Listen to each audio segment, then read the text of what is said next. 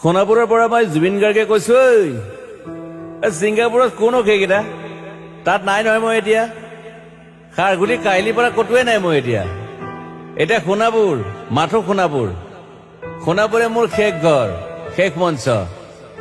এতিয়াৰ পৰা গান নাগাওঁ আৰু মই মাথো শুনিম। স্পেচিয়েলি মই নাইট ছুপাৰ কেইখনক কৈছো, উজনিলৈ অহা যোৱা কৰোতে সোণাপুৰৰ এই ঠাইখিনিতে মায়াবিনীটো ডাঙৰকৈ বজাবি। ৰৈ থাকিম উজাগৰে ৰাতিৰ বুকুত।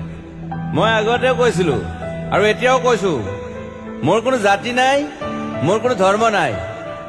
সৰু সজাত দেখুৱাই দিলো কোন হনে তাত ব্ৰাহ্মণ, কলিতা, আলী, ৰহমান, ডেকা, বড়ো, ৰাভা, পূজাৰী আৰু এইটো কি কয় নমাজ পঢ়াই যে মৌলবীও আহিছে সৰু সজালৈ। I love people, I love man.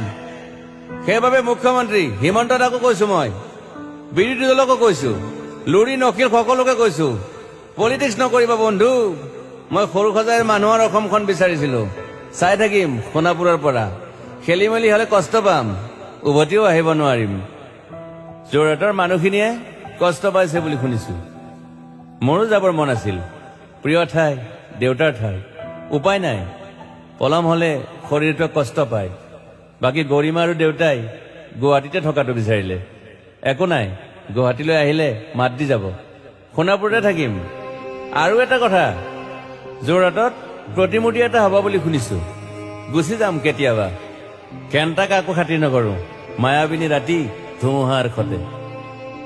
মাজুলীবাসীয়ে দুখ নকৰিব দেই।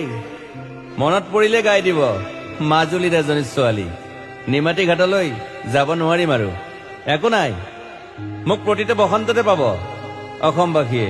শৰতত গাইছো, বহাগত গাইছো, ৰ'দত গাইছো, বৰষুণত গাইছো। দুখৰ গান, সুখৰ গান, শিশু